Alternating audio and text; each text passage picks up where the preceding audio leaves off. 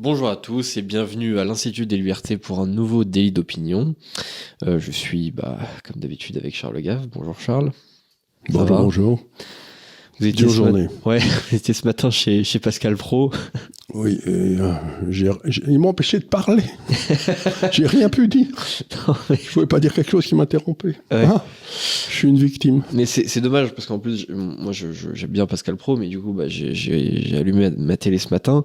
Et effectivement, c'était un peu dommage parce qu'il vous posait une question et puis 10 secondes plus tard il vous interrompait. Enfin voilà, c'était vraiment pas le même temps que pour YouTube quoi pour répondre. Oui, mais puis si vous voulez, moi j'ai l'habitude, j'y reparlerai, mais j'ai l'habitude de la discussion dans le monde anglo-saxon puisque j'ai vécu la plus grosse partie de ma vie, où on se met sur la gueule avec beaucoup d'entrain, mais où, après vous en retirez quelque chose qui vous change votre façon de penser, et vous espérez que vous avez dit a aussi changé la façon de penser de l'autre, de façon à ce qu'on monte à une synthèse qui soit de meilleure qualité. Or là, c'est pas du tout ce que j'ai vécu. J'ai vécu ce qu'on appelle la discussion en France, c'est-à-dire l'essai de montrer que l'autre a tort. Mais penser que l'autre a tort dès le départ, c'est nier la discussion, parce que moi, ce que j'espère quand je discute avec quelqu'un, c'est qu'il va changer ma façon de penser, ce qui me permettra de m'améliorer. Si je pense que l'autre a tort et qu'il est ça veut dire que je suis certain d'avoir raison, ce qui est le contraire de la discussion. Vous vous lancez dans une discussion quand vous n'êtes pas certain d'avoir raison. Donc cette façon de considérer la discussion comme un combat de coq et qu'il y en a un qui va sortir vainqueur et l'autre qui va sortir vaincu, c'est profondément idiot. Ouais. Ça me fait de la peine, quoi. Oui, c'est sûr, je comprends tout à fait. Et on peut pas progresser dans un pays où il y a les gens qui sont persuadés qu'ils ont raison. Ouais. Et puis évidemment, il y a aussi la question du format, c'est-à-dire que le format de la télévision, c'est vraiment pas un format qui est agréable en fait pour essayer d'émettre une idée, voire deux, voire trois. C'est compliqué, surtout quand on n'a qu'une demi-heure comme c'était votre cas ce matin. Et vous avez 5 minutes où vous devez parler et 3 où vous sur 5 minutes on vous interrompt. Alors donc c'est à quoi ça sert? Et avec possiblement une coupure pub. Ah oui, il y en a eu 2. Voilà, donc forcément. Plus les nouvelles. C'est compliqué. Donc, autant j'avais une conversation agréable avec Berkoff la veille au soir, pour présenter mon livre. Ça a duré 1 heure, on a vraiment discuté d'idées, j'ai présenté mes thèses, il m'a interrompu, etc. Mais autant ça sert à rien. Ouais. Oh, je sais pas si ça sert à rien, surtout que... Non, ça m'a servi à montrer ma gueule à plein de gens en France, mais j'espère que ça aura de l'effet sur le livre, mais... Intellectuellement, pour moi, ça ne m'a rien amené. Oui, alors pour vous, oui, ça c'est sûr. Ça m'a rien amené, ce qui est quand même bien dommage, quoi. Oui, c'est sûr. Surtout que j'en ai besoin, moi. Ouais. Vous rigolez j'aime bien m'améliorer, moi. Ouais. Oui, je pense que les plateaux télé, c'est pas tellement fait pour ça. Enfin bref, on va commencer quand même à évoquer les sujets de la semaine. Donc on va, pour la 3e semaine d'affilée, encore reparler un peu de cette histoire de Crépol. Donc les rebondissements de l'affaire et surtout les nouveautés de l'enquête. C'est-à-dire que cette semaine, alors on a appris quand même que apparemment déjà le jeune Thomas, donc qui est décédé, partageait des contenus de Jordan Bardella sur TikTok. Et alors, on s'en fout. Voilà, non mais évidemment, moi je m'en fiche, mais c'est le genre d'information qui est utilisé pour quelque part dire attendez, pour rééquilibrer le truc. Ouais. Donc si on partage les informations de John Bardella, il est normal qu'on soit assassiné. Quasiment. Donc ça veut dire que la peine de mort, ça s'applique parfaitement aux gens qui pensent pas bien. Oui. Mais les autres, ceux qui pensent bien, ceux-là, ils doivent être absolument préservés contre la peine de mort. C'est assez hallucinant le traitement médiatique qui est fait de cette affaire. Est-ce que le journaliste se rend compte de ce qu'il est en train de dire, qu'il est favorable à la peine de mort pour le petit Thomas? Oui, quasiment. Ouais. Mais pas pour son assassin? Oui, quasiment. Ouais, c'est quasiment ce qu'ils disent. C'est-à-dire que, bon... Est-ce que Jordan Bardella se rend compte de sa responsabilité dans tout ça? J'espère qu'il n'endort pas la nuit. Je pense qu'il va immédiatement arrêter sa carrière politique par compassion pour l'assassin de Thomas. Non, et puis pour tous ces gens qui sont tués parce qu'ils forcent les gens à avoir des mauvaises idées, donc à ce moment-là, il est normal de les tuer. Et sa responsabilité est engagée. Moi, je crois qu'il faut carrément le mettre en prison jusqu'à la fin de ses jours, ce garçon. Non, mais voilà, c'est-à-dire qu'il y a la volonté d'une grosse partie de la classe médiatique de dire en quelque sorte, bah vous voyez ces gars-là, Ils pensaient mal. Apparemment ils étaient vaguement racistes, etc. Donc quelque part ils l'avaient bien cherché. C'est quand même hallucinant. C'est ce on qu'on en a oublierait presque qu'il y a eu un mort et 17 blessés. Quoi. Voilà, mais c'est un petit peu ce qu'on a eu entre Israël et Gaza. Là. Il y a les Gazaouis qui vont tuer 1400 Israéliens un samedi matin qui ne demandaient rien à personne. Il y a Israël qui réagit avec une grande fermeté, mettons. Et on nous explique que finalement, c'était de la faute d'Israël si les Gazaouis étaient venus tuer les 1400 personnes. Quoi. Oui. Parce qu'ils traitaient les Gazaouis mal. Oui. On n'est pas rendu, les mecs. C'est-à-dire que... Bon, le plus simple, c'est de déclarer que celui qui doit être exécuté, toutes affaires cessantes, c'est la victime. Ouais. Puisqu'elle est responsable, à l'évidence, du crime de l'assassin. Donc, il faut quand même bâtir plein de prisons pour mettre les victimes. Ouais. Parce que ces victimes sont extrêmement dangereuses. Elles forcent, vous savez, dans l'Église catholique, il y a le péché, qui est condamnable, bien sûr, hein, et celui qui incite au péché est bien plus pécheur que le pécheur lui-même. Mm-hmm. Donc, ce que vous êtes en train de dire, c'est que finalement, Bardella est beaucoup plus criminel que le petit qui a donné le coup de couteau, quoi. Oui, bien sûr, largement plus. Plus. Je vois que vous êtes d'accord avec votre siècle. Oui. Ça me rassure. Et ce qui est aussi intéressant, c'est que, alors, il y a une incertitude sur qui a tué le jeune Thomas, puisque... Ils étaient tous venus avec des couteaux, non ? Ils sont tous venus avec des couteaux, mais effectivement, il y en a un qui a commis un homicide et pas les autres. Bon, on a retrouvé le couteau ? Bah justement, en fait, on ne sait pas exactement à qui il appartient.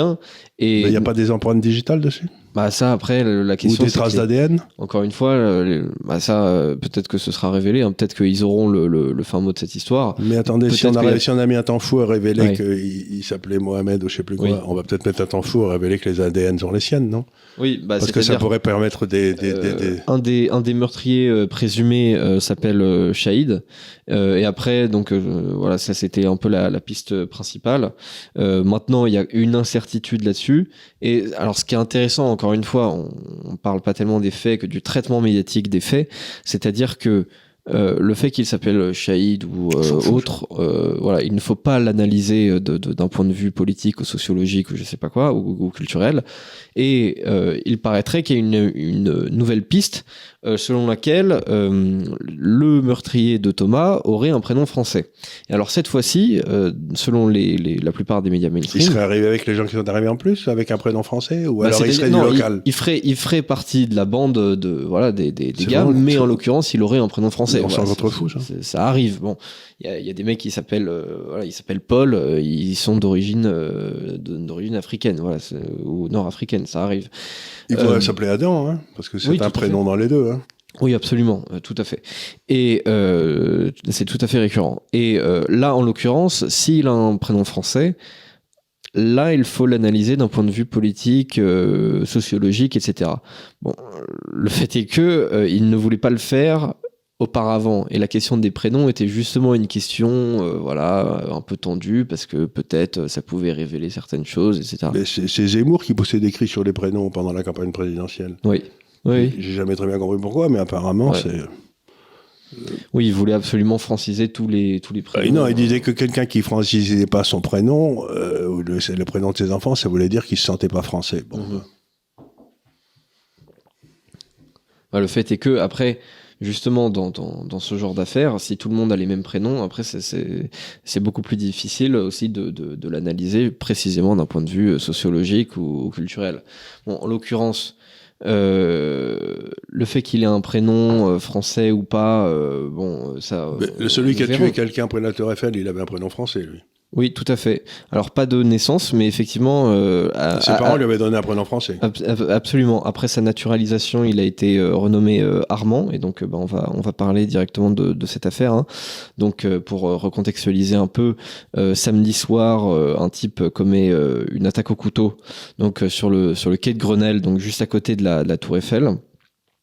Donc attaque au couteau, attaque au marteau aussi, donc en criant Allah Akbar, sur un touriste germano-philippin âgé de 23 ans qui décède peu de temps après. Juste après, il passe sur le pont de Bir Hakeim, qui est un pont que je connais très bien parce que jusqu'à il y a très peu, j'ai habité à 5 minutes de ce pont pendant 23 ans. Et donc, ensuite, au bout du pont, l'assaillant qui est confronté à une patrouille de police crie apparemment à nouveau à l'Akbar. Ensuite, il continue un peu plus loin sur le quai Kennedy, jusqu'à l'entrée sur une impasse du parc de Passy. Et là, alors juste avant, il attaque et il blesse 2 passants avec un marteau. Et donc ensuite, il continue jusqu'au parc de Passy où là, effectivement, il est interpellé par la police. Et alors, ce que j'ai trouvé très intéressant, attendez, bougez pas. Pour traverser le pont, quand il était de l'autre côté, etc., oui. Et où elle était la police pendant tout ce temps-là? Ah bah justement, ça c'est une vraie question parce que en fait, bon, le temps de traverser le pont, on peut 7 minutes au moins. Ouais, oui, c'est ça, c'est à peu près ça. Effectivement, à pied, sauf s'il est en train de courir, mais sinon effectivement, ça prend à peu près ce temps-là.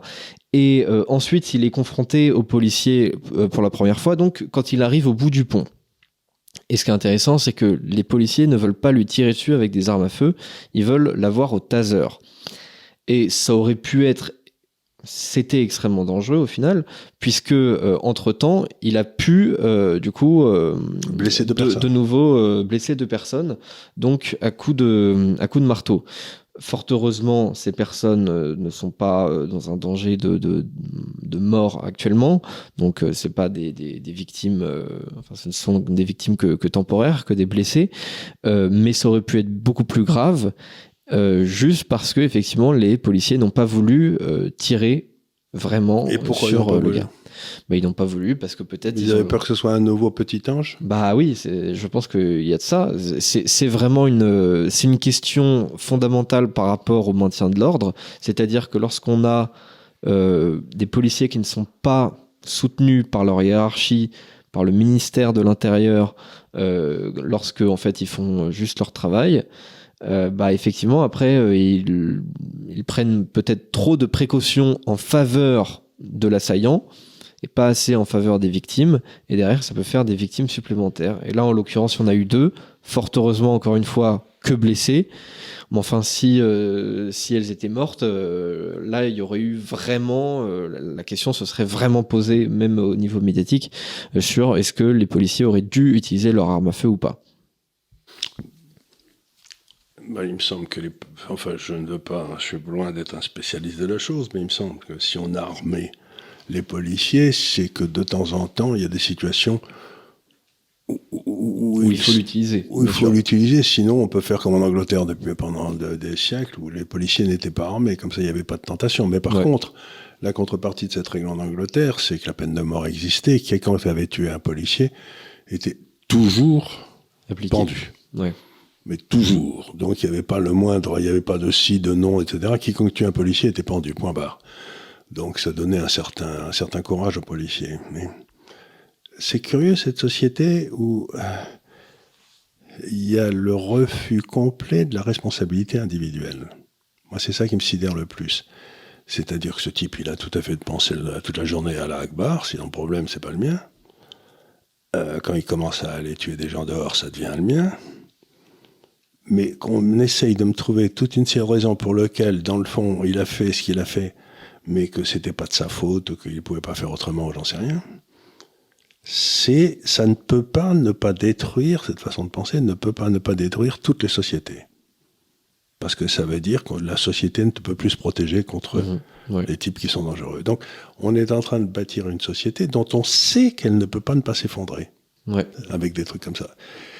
Et la responsabilité des médias, c'est quand même de dire aux gens, vous c'est peut-être ce que vous voulez que la société s'effondre, mais c'est vers ça qu'on va. Moi, encore une fois, mon boulot, c'est pas de porter des jugements, mais de dire si on ne défend pas les faibles, si on ne défend pas celui qui n'est pas armé, ceux qui vont gagner, c'est ceux qui sont armés, ceux qui sont forts.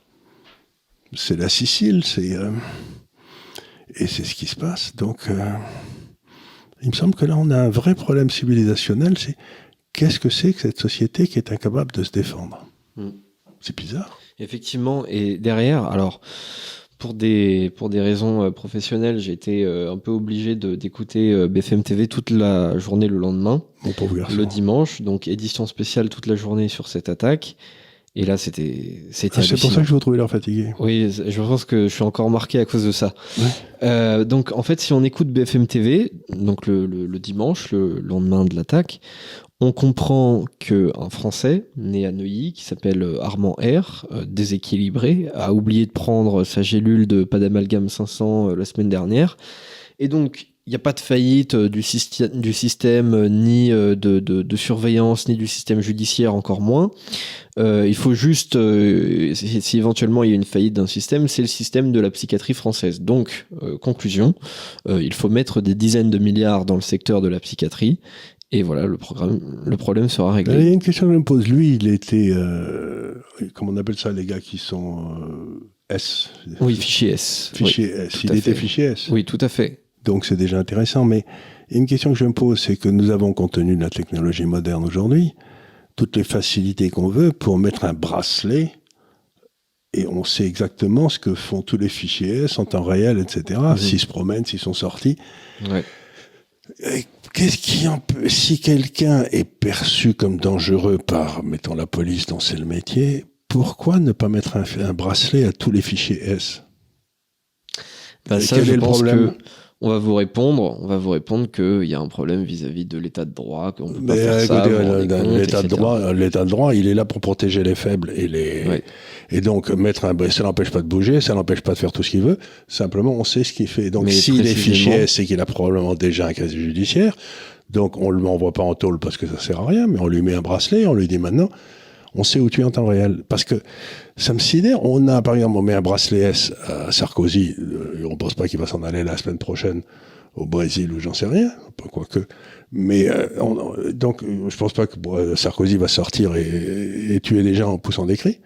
Mais là, on en a plein. On en a, je sais plus combien, ça. 5000? Oui, quelque chose comme ça. Il y a 5000, 4000, ouais. 5000 bracelets S, et puis comme ça, on sait où ils sont en temps réel. Ouais. Et si on voit d'un seul coup un rassemblement inattendu de bracelets S, je sais pas, place de la République, on va vite faire un tour pour voir ce qu'ils sont en train de faire. Quoi. Donc, pourquoi ne pas leur mettre un bracelet? Je veux dire, la plupart des gens disent qu'il faut les chasser de chez nous, on les remet dans l'avion. Mais avant de les remettre dans l'avion, on peut leur coller un bracelet. Ouais. Bah après, s'ils sont plus chez nous, on peut plus vraiment leur mettre un bracelet. Non, mais quand ils sont plus chez nous, on s'en fout à ce moment-là. Mais par contre, si on les rattrape chez nous ayant enlevé leur bracelet. Oui, là, effectivement. Oui. Là, si vous voulez, on peut peut-être aller les mettre à Cayenne, ouvrir le truc de Cayenne serait une bonne idée. Oui, mais surtout que le gars a déjà été condamné. Enfin, du coup, ça, c'était un peu le récit simplifié de BFM TV. Maintenant, de mon point de vue, si j'essaye d'être objectif, bien sûr, c'est très difficile de l'être, mais si j'essaye de l'être... Il n'y a aucune valeur dans l'objectivité, il y a la valeur dans la concurrence. Oui, c'est-à-dire que si vous avez un fait, vous avez 10 personnes qui donnent des informations différentes, vous écoutez tout et vous faites votre opinion. Voilà. Mais je ne m'attends pas à quelqu'un qui travaille chez BFM TV qui soit objectif. Bien sûr. Parce que s'il était objectif, il n'y serait pas. Oui, c'est BFM TV. Oui, bien sûr. Mais d'ailleurs, oui, il y avait, je crois que c'est le neveu du Hamel qui toute la journée a vraiment insisté sur le suivi psychiatrique du gars, et il s'est d'ailleurs fait parfois rembarrer par ses propres invités. Pas demandé, le neveu de quel du Hamel? De Alain. Alain Duhamel, celui qui a 95 ans. Celui qui animait le débat de la présidentielle en 74. Oui, c'est ça, il est là depuis toujours, celui-là. Oui, c'est ça. Donc si j'essaye un tant soit peu d'être objectif, ce que je vois, c'est qu'il y a un type qui est d'origine iranienne, naturalisé français, qui a déjà été condamné en 2016 pour une tentative d'attentat sur le sol français à 5 ans de prison, qui est sorti en 2020 alors qu'il disait un an avant entendre des voix des terroristes du Bataclan, a commis cette attaque, et sachant qu'il était en contact déjà avant avec le terroriste de Magnanville, avec l'assassin du père Hamel et avec l'assassin aussi de Samuel Paty. Alors il s'en défendait en disant que il essayait de contrebalancer le discours de ces gars, mais enfin c'est quand même toujours un petit peu bizarre d'être en contact avec eux. D'ailleurs, bon, le fait qu'il ait des problèmes psychopathologiques, selon moi ça fait aucun doute, sauf que l'arrêt de la prise de ces médicaments, ça a été validé par son médecin. Donc selon moi, moi, on peut pas en déduire que c'est un pur malade mental en déconnexion totale avec son idéologie islamiste. Et d'ailleurs, donc après sa sortie de prison, il demeure surveillé par la DGSI, qui trouve quand même son profil un petit peu inquiétant. Hein. Le gars déjà, quand même, est en contact avec des terroristes notoires et a déjà fait de la prison pour lui-même une tentative. Et donc, depuis sa libération en 2020, la DGSI a demandé à la justice de faire une perquisition chez lui. Et la justice l'a refusé. Pourquoi ? Parce que état de droit, non, vous avez rien sur lui, non, on veut pas vous laisser faire une perquise. Pour rebondir sur l'affaire évoquée avant, je pense que si la semaine dernière il avait collé des affiches pour Thomas, à mon avis, il y aurait bien eu une perquise chez lui et peut-être qu'il n'aurait pas pu commettre cette attaque samedi soir. On retrouve toujours la même chose, c'est-à-dire un blocage juridique sur des principes de droit qu'on applique à des criminels pour protéger, pour les empêcher. Alors je sais, c'est très difficile parce que on peut assez facilement annuler tous ces principes de droit et se retrouver en dictature. Oui. Mais quand on a eu le Covid, on a annulé tous les principes de droit, on s'est retrouvé en dictature. Et la justice n'a pas poussé des cris. Donc, s'il s'agit d'un Mohamed de service, la justice pousse des cris. S'il s'agit de la fermeture de la messe pour tous les croyants français pendant 3 mois, la justice ne dit rien. Ouais. Donc, il me semble que là, il y a encore une fois un poids de mesure. Tout à fait, c'est un truc assez hallucinant. C'est-à-dire qu'il y a des concepts juridiques, déjà, qui sont totalement dévoyés par rapport à ce pourquoi on les a acceptés dans notre société. C'était les droits de l'homme et du citoyen, c'est-à-dire que c'était la protection du citoyen. C'est-à-dire que celui-là, il n'était pas citoyen. Enfin, je pense pas. Par exemple, on peut tout à fait comprendre qu'il y ait des droits spéciaux pour les mineurs, etc. Surtout au lendemain de la Seconde Guerre mondiale, on se retrouve avec je sais pas combien d'orphelins dans le pays. Voilà, on peut se rendre compte de la nécessité de ce genre de texte. Sauf que derrière, aujourd'hui, c'est totalement décontextualisé. C'est utilisé pour des dizaines de milliers de mineurs isolés qui sont d'ailleurs parfois pas mineurs et ni isolés. Donc là aussi, on marche complètement sur la tête. Et le concept juridique est totalement dévoyé. Et effectivement, ça n'aurait échappé à personne que depuis une dizaine d'années, l'état de droit, on le manipule un petit peu comme on veut. C'est-à-dire que, déjà en 2015, on est en état d'urgence. L'état d'urgence, ça permet justement de contourner certaines règles de l'état de droit, notamment d'ailleurs sur la question des perquisitions administratives. Et ensuite, effectivement, il y a la question du Covid. Enfin, je veux dire, normalement, la liberté d'aller et venir, c'est dans les droits de l'homme et du citoyen. Enfin, voilà, c'est quand même un droit fondamental. La liberté de réunion, tout ça. Voilà, il y a quand même l'article 6 de la CEDH qui est souvent utilisé justement en matière migratoire, qui est le droit à mener une vie familiale normale. Pendant le Covid, pareil, on s'en fiche, puisque même si vous avez un enterrement d'un membre de votre famille, vous n'avez pas le droit d'y être. Et enfin, dernier exemple, ça n'a gêné apparemment personne au pouvoir, ni dans la classe médiatique, ni dans la classe juridique, de geler les avoirs de certains citoyens russes au début de la guerre en Ukraine. Voilà. Il n'y avait eu aucune enquête, rien. Non, mais donc, on voit bien qu'il y a des gens qui sont systématiquement protégés par un droit qui a été dévoyé et que cette protection leur est donnée pour des raisons racistes. Ouais. Parce qu'ils sont de la bonne race. Possiblement, oui. Mais il faut dire les choses telles qu'elles sont, si vous voulez. C'est que si c'était un Polonais, probablement on lui donnerait rien, quoi. C'est possible, effectivement. Donc, si vous voulez, la question, c'est est-ce que notre service juridique sont devenus complètement racistes? Oui, c'est possible, ouais. Mais c'est une question qu'il faut leur poser. Moi, c'est pas moi qu'il faut la poser. Oui, non, mais est-ce que si je m'appelle Charles, je suis automatiquement condamné? Si je m'appelle autrement, je suis automatiquement gracié? C'est ça l'idée? Je pense que pour certains juges, oui, c'est-à-dire qu'ils ont une vision militante de la justice qui d'ailleurs, selon eux, n'est même pas militante. C'est-à-dire que ils pensent que l'idéologie normale, c'est l'idéologie qui sort de Sciences Po. Sauf que je suis désolé, 60% des élèves de Sciences Po votent Mélenchon. Donc non, c'est pas une idéologie qui est considérée comme normale par le reste de la société. C'est une idéologie qui est relativement marginale. Ça revient à ce que j'ai toujours dit, c'est-à-dire que la seule chose qui devrait exister, c'est les jurys. Mmh. populaires et des juges qui sont élus. Comme aux États-Unis. Comme dans un certain nombre d'États-Unis, parce qu'au moins comme ça, la volonté du peuple est respectée. Tandis que là, il y a une élite qui s'est autoproclamée comme bonne, qui prend des décisions contre le peuple, et donc la seule façon, c'est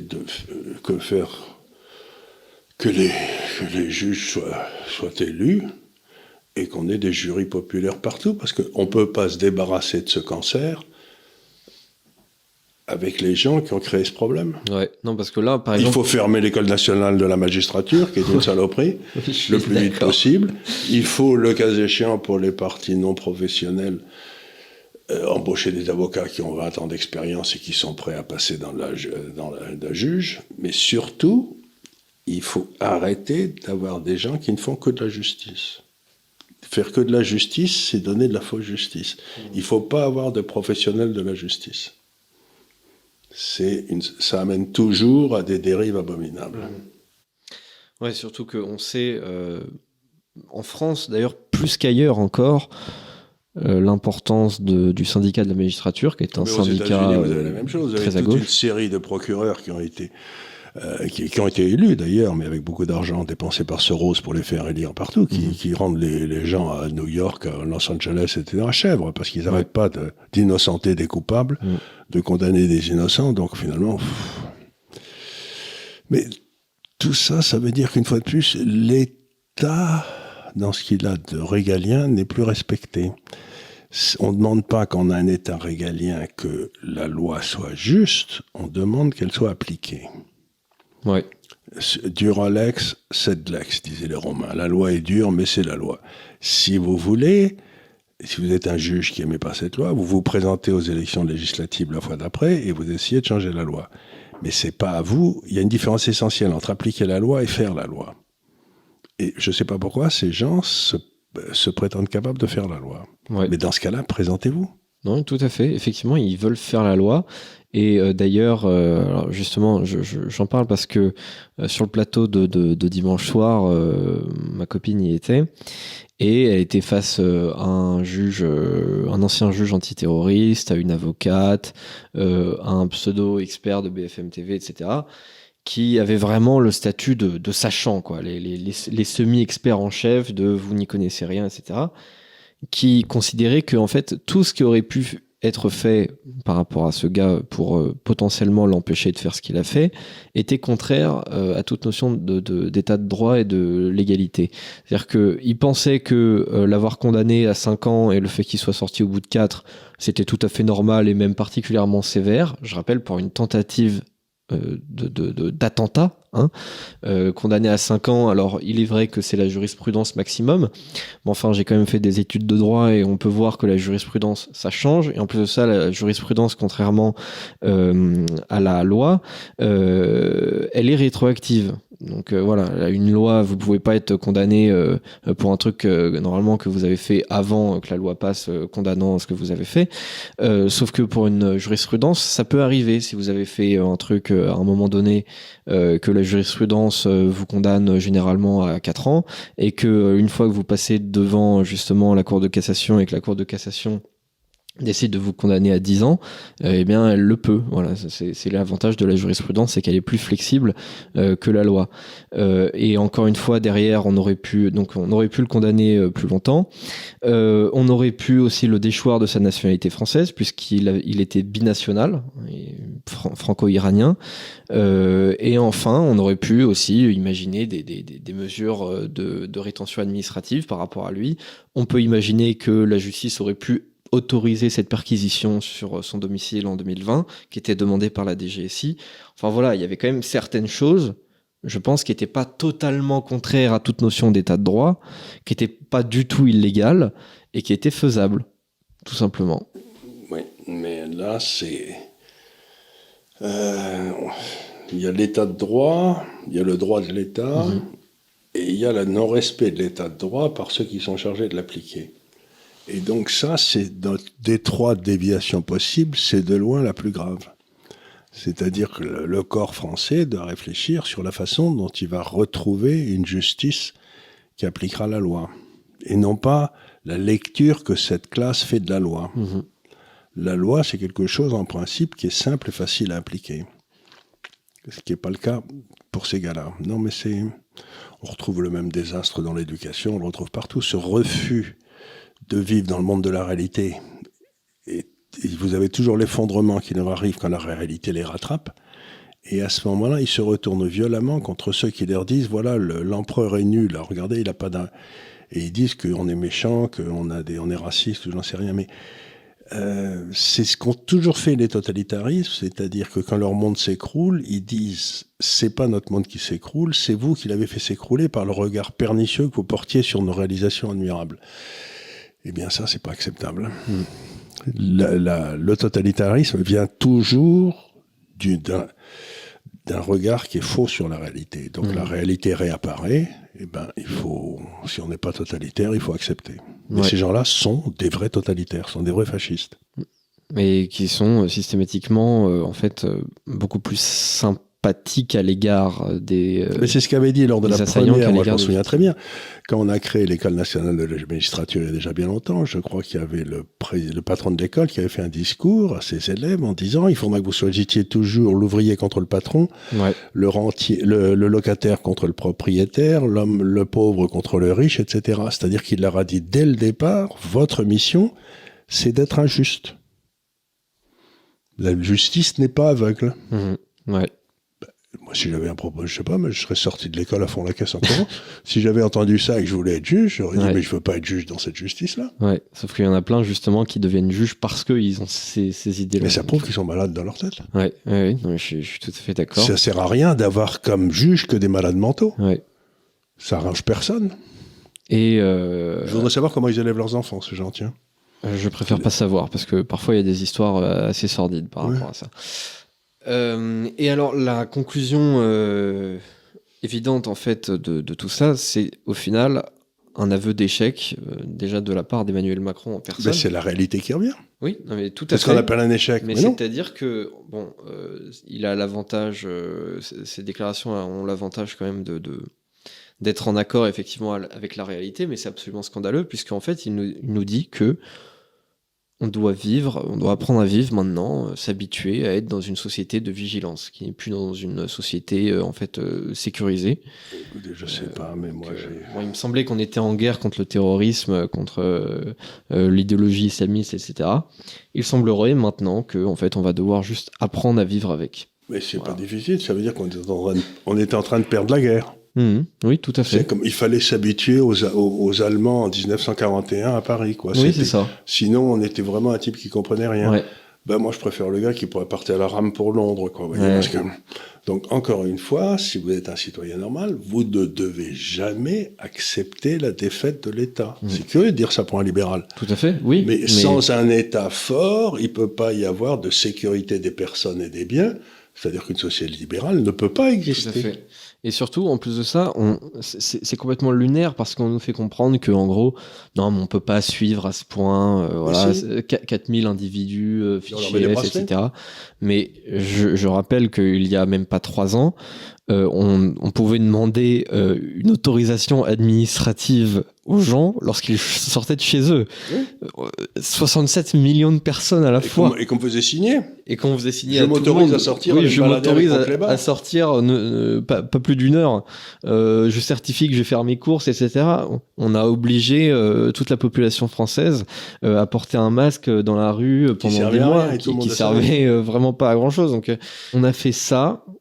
Sur 67 millions de personnes. Sans que les juges viennent nous défendre. Disent quoi que ce soit, sans que le Conseil constitutionnel dise quoi que ce soit.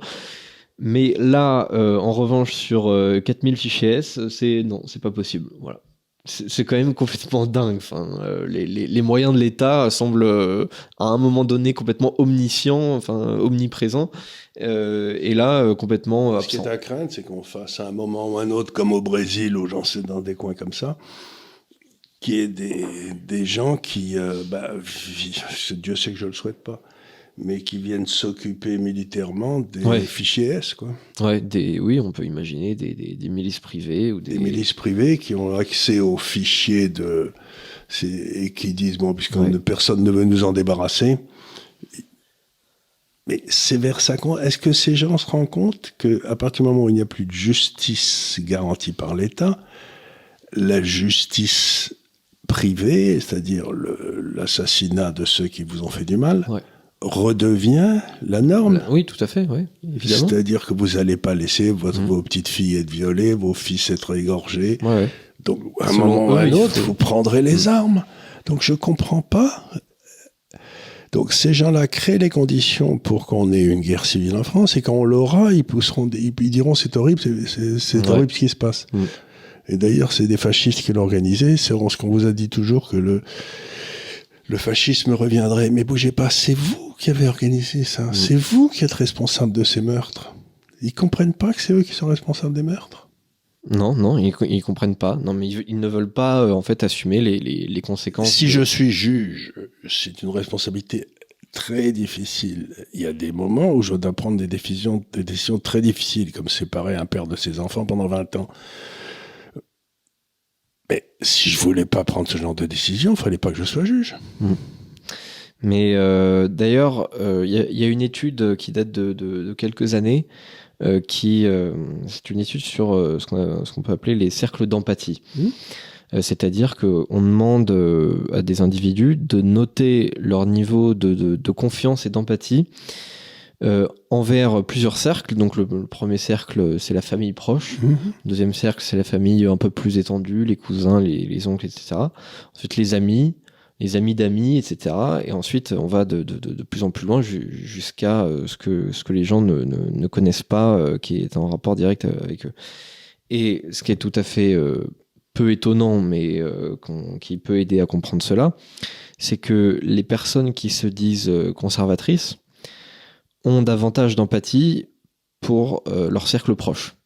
D'abord pour la famille, ensuite pour la famille un peu plus étendue, pour ses amis, etc. On a plus envie de défendre ces gens-là, on a plus confiance en ces gens-là que en l'étranger, quoi. Ce qui est tout à fait normal. Et les personnes qui se disent progressistes de gauche, c'est l'inverse. C'est-à-dire qu'elles adorent l'humanité qui est très très loin. Elles adorent l'autre. Elles détestent le moment où leurs frères et leurs sœurs. Oui, tout à fait, absolument. Tout s'explique. Voilà, donc forcément, si on a des juges qui pensent ça, qui pensent que le premier arrivé migrant clandestin érythréen mérite toute l'empathie du monde, mais pas leur propre famille, à ce moment-là, c'est pas étonnant qu'on ait les Moi, j'avais une explication qui était plus sympathique, c'est qu'il y avait un de mes amis qui était un journaliste il y a quelques années qui avait fait des études très savantes sur la sévérité des peines des juges. Oui. Etc. Il avait trouvé qu'après le déjeuner, les juges étaient beaucoup plus indulgents qu'avant le déjeuner. Quand ils avaient les crocs, ils mettaient des peines très sévères. Mais dès qu'ils étaient passés à table et qu'ils étaient revenus, ils étaient contents. Et les types, ils s'étaient moitié. Donc ça, au moins, ça me paraissait logique et humain. Ouais. Quoi. Oui, effectivement. Oui, on peut j'aimais bien cette explication. La vôtre me désespère. Oui, c'est sûr, c'est désespérant, mais en même temps... La seule bonne nouvelle, c'est que les gars qui sont très loin, comme ça, qui détestent leur famille, et tout ça, en général, ils n'ont pas d'enfants, donc ils se reproduiront pas. Ouais. Donc ça, c'est bien. Donc ce sera la sélection darwinienne. Vous savez, tous ces crétins n'auront pas de descendants. Oui, mais après, le problème, c'est que... Nous non plus, ils nous les tuent tous. Quoi, alors déjà, et puis le problème, c'est qu'ils aiment bien aussi matrixer les enfants des autres, quoi. Puisque le sujet suivant, on va y aller, c'est l'éducation. On va parler du score PISA de la France, donc le classement PISA, qui est un classement reconnu internationalement dans à peu près tous les pays occidentaux et même beaucoup de pays asiatiques. Donc cette année, en 2023, la France passe à 474 points. Donc sachant qu'on était à 511 en 2003, donc en 20 ans, on perd 37 points dans le domaine des maths. Il faut savoir que dans le classement PISA, un écart d'environ 40 points, c'est l'équivalent. Est-ce que vous savez que les maths, c'est très à droite? Oui, tout à fait. Si on écoute Harvard, en tout cas, c'est... Harvard, Los Angeles, etc. Alors, maintenant, ils ont décidé que les maths étaient à droite. C'est pas juste à droite, Charles, c'est du suprémacisme blanc, d'accord? Voilà, c'est sérieux. Ça, il y avait deux choses, c'est raciste aussi. Voilà, c'est extrêmement raciste. Voilà.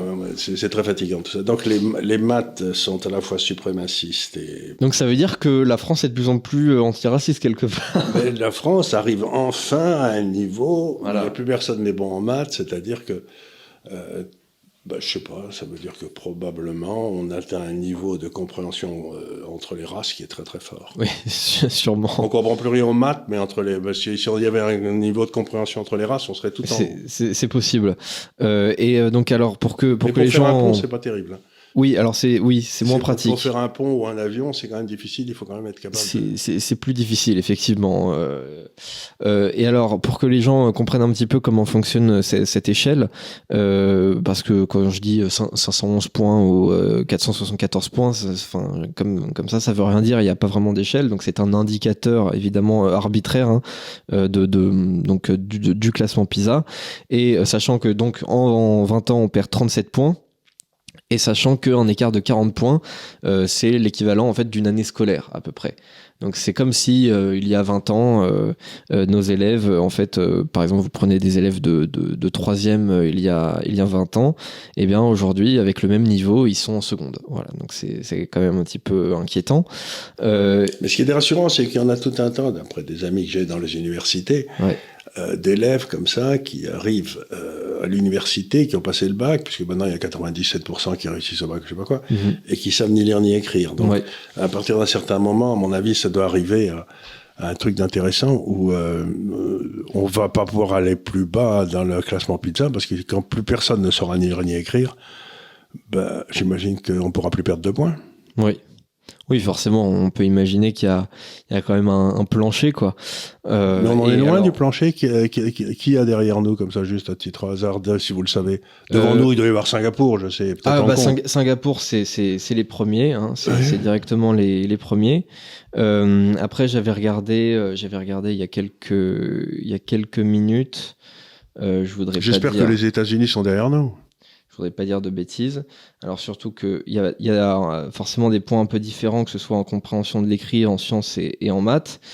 Et alors, par exemple, juste derrière nous, il y a la Hongrie, la Lituanie, l'Italie, la Norvège. Juste au-dessus, il y a des pays comme l'Allemagne, la Lettonie, l'Autriche, et les États-Unis sont au-dessus. Ils sont un peu au-dessus de nous. Sans blague. Ouais. Et qu'aujourd'hui, les études secondaires aux États-Unis sont meilleures que les nôtres. Parce que pour moi, autant ils avaient de bonnes universités, autant le niveau secondaire, c'était n'importe quoi, les États-Unis. C'est quand même au-dessus de nous, donc effectivement, c'est assez... C'est parce qu'ils ont apporté beaucoup de Chinois, à mon avis. C'est assez inquiétant. Alors effectivement, mais d'ailleurs, c'est un vrai sujet parce que figurez-vous que on peut connaître... Alors, on peut connaître les scores par pays. Alors, des élèves qui sont immigrés, des élèves qui sont descendants d'immigrés de première ou deuxième génération, et du coup, on peut avoir les scores des autres. Et alors, ce qui est intéressant, c'est que déjà, on peut établir qu'il y a une différence. On va partir on va zoomer au fur et à mesure. On s'aperçoit que dans 66% des pays étudiés, les descendants d'immigrés ont un niveau inférieur à la moyenne nationale. Et en France, on peut mesurer donc cet écart entre les élèves d'origine immigrée et les autres en mathématiques, puisque là, cette étude, cette année du classement PISA met l'accent sur les mathématiques. Chaque année, ça change. Cette différence quand même entre les élèves, on peut dire autochtones, et les élèves d'origine immigrée, elle est équivalente à une année de retard. C'est quand même assez énorme. Mais ce qui est intéressant aussi, même si c'est très regrettable, c'est que le score des élèves autochtones est en forte baisse. Chez nous. Chez nous, tout à fait. Elle est en baisse de 23 points en 10 ans, ce qui est quand même beaucoup. Hein. Donc, on essaye de rattraper le truc avec les immigrés, c'est ça? Vous croyez que c'est un effort de l'Assemblée nationale pour que tout le monde soit pareil? Oui, c'est éventuellement. Ça marche, hein? Et techniquement, ça marche pour réduire les inégalités parce que le score On est tous mauvais maintenant. Alors, le score, en gros, des élèves immigrés en France est assez mauvais, sauf qu'au moins, il est stable. Il ne descend pas. Alors que le score, du coup, des élèves autochtones, lui, baisse. Donc, on peut dire quelque part, on peut se féliciter de... il fallait le dire que l'éducation nationale réussit dans son effort C'est ça, on peut mettre tout le monde au même niveau, vers le bas, mais on peut mettre tout le monde au même niveau. À la place de faire monter les gens, ils ont fait ceux qui devaient monter, ils ont fait baisser ceux qui étaient en haut. C'est parfaitement en accord avec la théorie officielle de l'éducation nationale, de Monsieur Bourdieu, etc. Et aussi on empêche le transfert, vous savez, comment appeler ça, je sais plus quoi, le truc l'héritage par les parents, quoi. Vous savez, l'héritage culturel. Donc, on dit ce qui est bien, c'est que maintenant, on a cassé... La reproduction des élites, La reproduction des élites, maintenant, on a cassé la reproduction des élites. Merci, Monsieur Bourdieu. Ouais. Mais je comprends pas de quoi se plaint-on. C'est ce qu'on cherche depuis 40 ans. Bah oui. Donc on a le résultat qu'on cherchait. L'objectif est tout à fait en train d'être atteint. L'objectif est en train d'être atteint. De quoi les Français se plaignent-ils ? Je vois pas, puisque là on va clairement dans la bonne direction. direction. Des gens qui reproduisent ça depuis toujours. Bah écoutez, ça je peux pas vous répondre, hein, forcément. Moi je pense qu'ils sont très contents. Hein. Je vois pas le problème. Mais pourtant, quand regardez les écoles privées où il y a encore un semblant de il y a des listes d'attente pas possibles pour en faire partie. Donc c'est qu'ils doivent être quelque part, il doit y avoir des Français qui sont pas contents de cette baisse. Je sais pas, mais il me semble qu'on voit un truc curieux là, c'est vraiment la différence entre ce que cherche une élite dirigeante, l'éducation nationale, c'est-à-dire d'arriver à ce que proposait Brigelli, c'est-à-dire la fabrique de crétins. Ouais. On y arrive. Et puis ce que demandent les parents. Les parents, ils ont pas l'air décontents. Pourtant, c'est pas comme si l'éducation nationale leur disait pas tout le temps ce qu'ils allaient faire. Donc l'éducation nationale vous dit on va faire de votre enfant un crétin. Les parents gueulent, c'est confirmé par PISA, et on est surpris. Ouais. Je sais pas. Oui, absolument. Il y a peut-être une incohérence des Français là, non ? Oui, bah évidemment. Le truc, c'est que c'est un peu comme à chaque fois avec le communisme, c'est-à-dire que, par exemple, on va en parler. Gabriel Attal, en réaction, veut mettre en place certaines choses. Et là où on sait déjà qu'il y a quelques bonnes idées dans ce qu'il propose, c'est que en gros tout le personnel administratif de l'éducation nationale qui en fait a fabriqué l'éducation nationale depuis plusieurs décennies est très mécontente de l'annonce de ces mesures. Donc sachant que c'est eux qui justement ont mis en place cette fabrique des crétins, je pense que forcément les idées de Gabriel Attal peuvent pas être mauvaises. D'ailleurs hier j'ai vu une intervention de Jean-Paul Brigelli à la télé qui disait que justement parmi ce que proposait Gabriel Attal, il y avait certaines choses que lui-même proposait. Alors Brigelli propose encore d'autres trucs, il a des idées intéressantes, je sais pas si c'est des bonnes ou des mauvaises idées, mais enfin en tout cas je trouve ça intéressant. Il a l'expérience, il a passé sa vie. Il a tout à fait beaucoup d'expérience, je pense que en termes de pédagogie, tout à fait, il a écrit plusieurs bouquins là-dessus. En termes de pédagogie, il s'y connaît quand même. Par exemple, il propose une manière de fonctionner avec des certificats par matière, c'est-à-dire un petit peu comme à la fac. Ah oui. À la fac, par exemple, vous arrivez en première année, moi, par exemple, ça a été mon cas, comme un con, j'ai réussi toutes les matières principales. Et j'ai loupé quelques matières secondaires. Et à cause de ça, j'ai pas pu passer directement en deuxième année. Mais ce que j'ai pu faire, c'est quand même suivre les cours de deuxième année, pour lesquels j'avais validé l'année d'avant. Et ensuite, je devais repasser les matières que j'avais loupées l'année d'avant. Donc j'avais quelques épreuves en plus. Et voilà, Jean-Paul Brigelli propose à peu près ça, en gros, dès le secondaire, en fait. Donc voilà, je pense que c'est pas complètement idiot. Je sais pas s'il y a des pays qui font ça, par exemple, si ce serait intéressant de savoir, et si ça marche. Mais enfin, c'est pas complètement idiot, parce qu'effectivement, parfois, on a des gars qui redoublent, et peut-être ils sont bons dans certaines matières et pas assez dans d'autres. Peut-être on Moi, j'étais toujours premier en histoire, et en gymnase, enfin, comment on appelle ça, là, l'éducation physique. Ouais. Toujours premier en histoire en éducation physique, et puis ailleurs c'était assez moyen. Ouais. Donc je serais passé rapidement dans tous mes certificats d'histoire jusqu'à la terminale, puis ensuite j'aurais dû bosser pour les autres. C'est ça. Et j'aurais redoublé tout un tas de trucs. Mais j'ai redoublé de toute façon. Pourquoi pas imaginer un système comme ça, c'est pas idiot. Et donc ce que Gabriel Attal voudrait mettre en place, c'est alors déjà des groupes de niveau. Alors ça, pareil, c'est un peu compliqué à mettre en place parce que au niveau, pareil, ça dépend des matières. Peut-être vous êtes pas mauvais en maths et du coup on pourrait vous imaginer dans le niveau fort en maths, mais peut-être vous êtes un peu moins bon en français. Surtout, il y a aussi des différences forcément entre les filles et les garçons. Par exemple, on s'aperçoit dans le classement PISA que en France, les garçons ils sont meilleurs en maths que les filles, ils ont 10 points de plus. Et les filles, elles sont meilleures en lecture avec 20 points de plus que les garçons. Et ça d'ailleurs, le fait que les filles soient meilleures en compréhension de l'écrit que les garçons, ça se vérifie dans 100% des pays étudiés sur le classement PISA, ce qui correspond à plus de 80 pays, donc c'est quand même pas mal. Ça y est, on sait enfin comment définir une femme. Vous savez, on n'aurait pas de me demander qu'est-ce que c'est qu'une femme, vous savez, dans tous les trucs. Ça y est, c'est celle qui, dans les tests PISA, passe les tests de lecture. Voilà, on aurait, je suis très content, je sais maintenant comment on doit définir une femme. Et qui est un peu moins bonne en maths que les garçons. Oui, si elle est moins bonne et qu'elle parle mieux... Aucun problème. Voilà, forcément, on a des cerveaux qui fonctionnent de manière un peu différente. Donc mais non, pas du tout, c'est les mêmes. Il est mal paré, ce garçon, il comprend rien. Je me fais des soucis pour vous. Vous ferez pas la carrière que vous méritez dans le service public. Ah non, pas dans le service public, ça c'est sûr, et encore moins dans l'éducation nationale. Donc voilà, Gabriel Attal, il propose des groupes de niveau. Il dit le redoublement, ce sera décidé en dernière instance par le professeur. Donc le redoublement, il faut savoir aujourd'hui, si vos parents ne veulent absolument pas que vous redoubliez, vous ne redoublez pas. En tout cas, pas dans le public. Et donc, il voudrait que ce soit le prof qui ait le dernier mot. Sachant qu'en plus de ça, il y a énormément de profs et tous les syndicats de profs sont opposés au redoublement. Donc, déjà, il n'y a pas énormément de profs qui sont favorables. Mais enfin, au moins, ça permettra de faire un petit peu plus de redoublement. Il veut aussi durcir le niveau du brevet, puisque chaque année, en fait, le niveau du brevet est considérablement baissé pour faire passer autant de gens alors que le niveau scolaire baisse. Et comme ça, on le voit pas dans les statistiques de réussite du brevet ni du bac par ailleurs. Et il veut aussi le rendre obligatoire pour passer au lycée. Et ça d'ailleurs, c'est ce que je disais avant l'émission, c'est que je savais même pas que c'était pas obligatoire. Et alors apparemment ça l'était lorsque moi je l'ai passé. Donc moi j'ai dû le passer en 2015 je pense. Et après ça n'a plus été obligatoire pour passer au lycée. Donc je trouve ça hallucinant qu'il y ait des lycéens qui n'aient pas le brevet, surtout quand on voit la difficulté du brevet.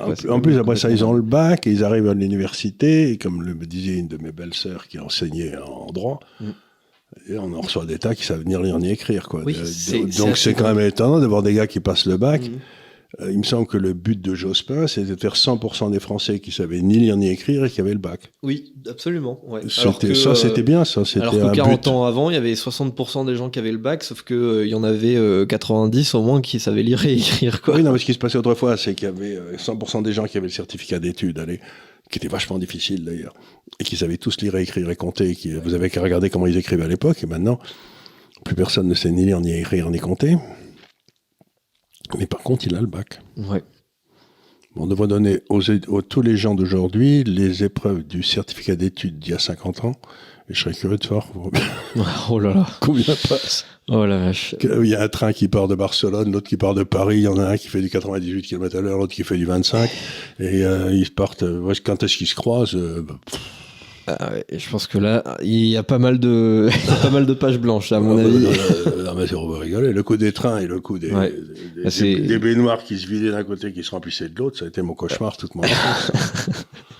Surtout que Gabriel Attal lui-même nous a dit quand même il y a quelques mois que la moitié environ des élèves de 4e ne savaient pas lire. De 4e. Je répète, de 4e, la moitié ne sait pas lire.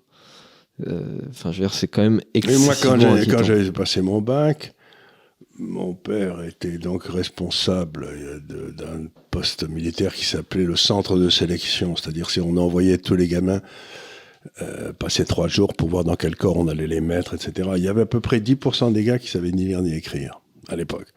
Et, qui arrivaient de partout, hein, avec des garçons. Hein, mais 10% des gars. Vous me dites qu'aujourd'hui, il y en a 50. En 4e, en tout cas, oui. Mais non, mais bougez pas. Si vous ne savez pas lire en 4e, vous ne saurez pas lire en terminale. Il ne faut pas déconner, quoi. Peut-être que ça vient après, pour certains, je ne sais pas, après 15 ans. Après 15 ans, peut-être ils sont comme Saint-Paul, d'un seul coup, pouf. Ouais. Non, mais par contre, dans ce que je vois avec Attal, c'est que pour la première fois, depuis très longtemps, on parle, par exemple, il a parlé, je crois, 2 ou 3 fois dans son speech de nation.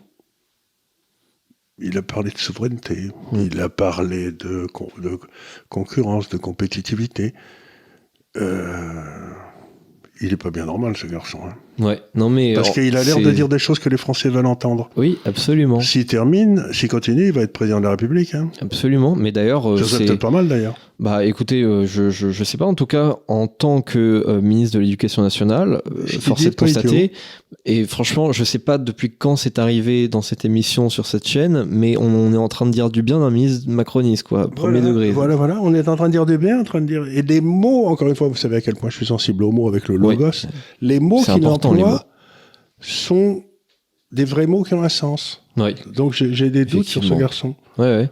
Je me demande comment il a pu survivre dans ce monde de... Je ne sais pas non plus. Mais je sais pas, ou alors c'est un menteur incroyable, mais c'est la première fois dans ce cas-là que quelqu'un mentirait dans notre direction.